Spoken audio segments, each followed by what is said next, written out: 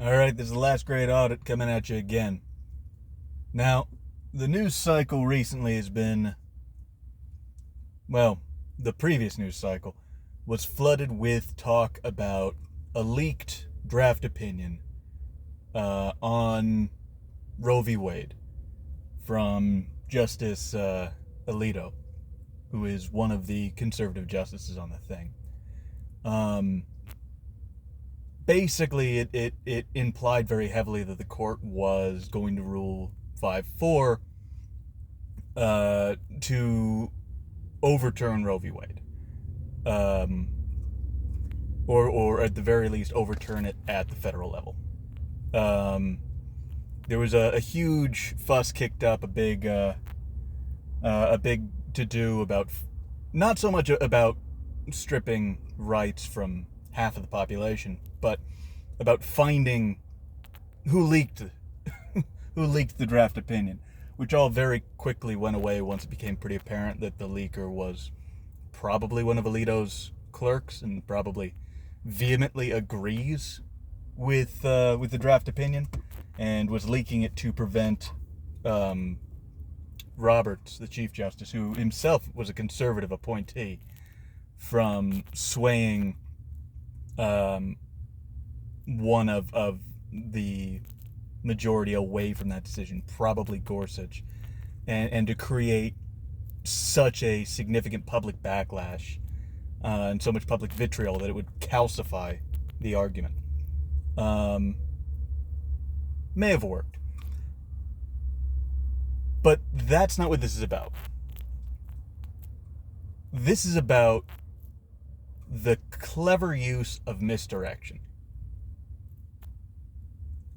In boxing, sometimes if you want to open up your opponent, you hit them somewhere to elicit a reaction. Your jab is sort of your multi-tool. You might jab somebody in the face to get their guard to lift so you can sneak in a shot to their ribs. Any boxer will tell you they'll take a dozen good shots to the head before they take one really good one to the body. And what's going on here is a lineup for a body shot.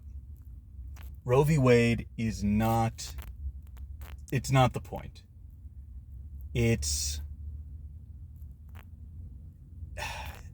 I hate to say it, it's niche politics. I know it's a huge niche. It's more than half the population. That's a hell of a niche. But it's not everyone, and it's not integral to keeping the lights on. I think it is appalling, the idea that women can be stripped of their bodily autonomy, but that's not what anyone involved is really after. The Christians are really interested in overturning Roe v. Wade, so that they can outlaw abortion, either due to a deep misunderstanding of biology or a desire to control women, either or. But that's not what this is about. Roe v. Wade, and there's been a lot of talk about, oh, they're overturning this, and then they're going to start overturning. They're going to go for Oberfell was it Hodges, which was the 2015 ruling that ruled that gays had a right to marry. I've seen talk about, oh, they're going to go for Brown v. Board. They're going to go for Lawrence v. Texas, which is the one that decriminalized sodomy. But they're not. At least not now. That's not their actual target. Their actual target is the case that all of that is founded on. Roe, Oberfell, Lawrence, not Brown, but Brown has really flimsy foundations as well. But it's all founded on a 1965 ruling on a case called Griswold v. Connecticut, which established that we have a right to privacy. We have a constitutional right to privacy. Everything, every civil rights ruling since, effectively, has been based on Griswold v. Connecticut, based on the right to privacy. Sodomy can't be illegal because the government has no right to go into your bedroom and see if you've been doing sodomy. Griswold v. Connecticut established that they don't have the right to go in your home and search for contraceptives. And again, a woman's right to an abortion is built on her right to her own medical privacy. Now, that's extremely monetizable. Think about how much of your information is bought and sold. It is a fraction of the amount of information you generate. If Griswold v. Connecticut is overturned, all of that is suddenly fair game. You become a much more saleable asset. Now, here's what's going to happen.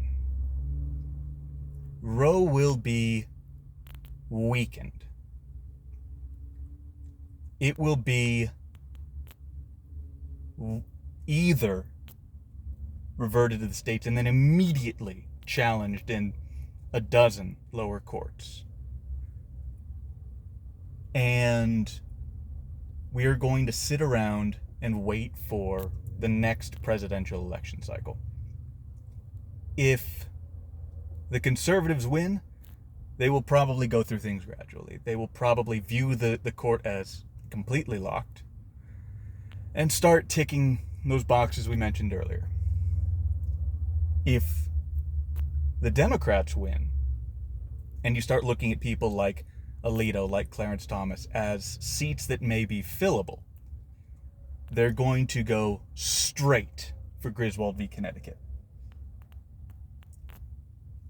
But what's going to happen is most of the attention is going to be on Roe v. Wade. Griswold v. Connecticut will be a footnote. It's going to be shoved quietly out the back door. It's going to get no coverage. None. Absolutely none. They will gut it and tear it apart. And no one will hear about it. And then, if the Democrats take back, even if you count Roberts, a slight majority on the court, they will recodify Roe v. Wade using one of the appeals in one of the lower courts. They will recodify it and, in explicit writing, base it around a woman's right to bodily autonomy. It'll be very similar language to that.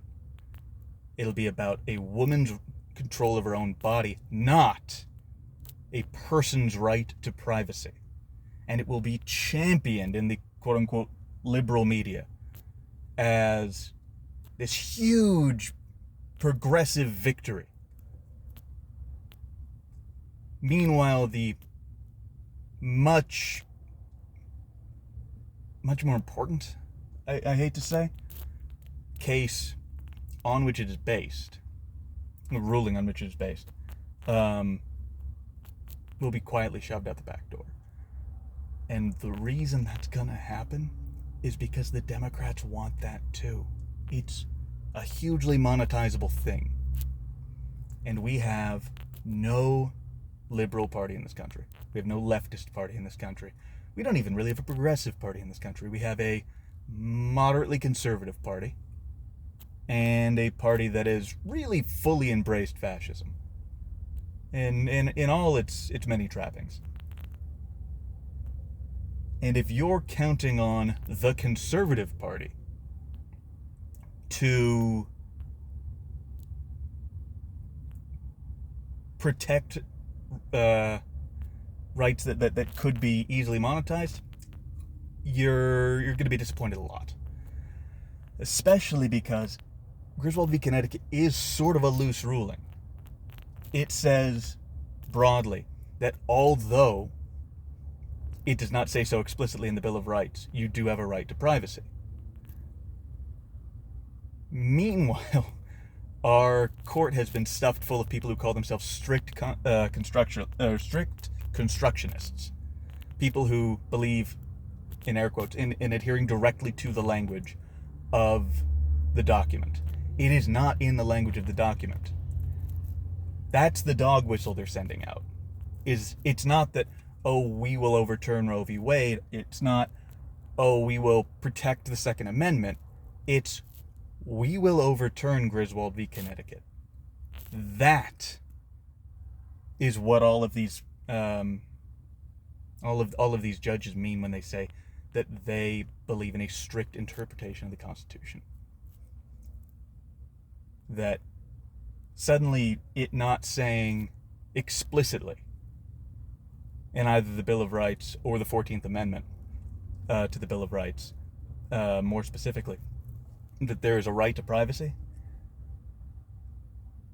well, suddenly you don't have a right to privacy.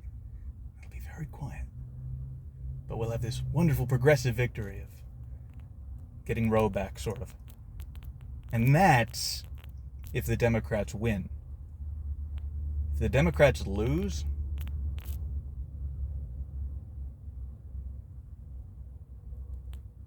it's going to be a lot less subtle.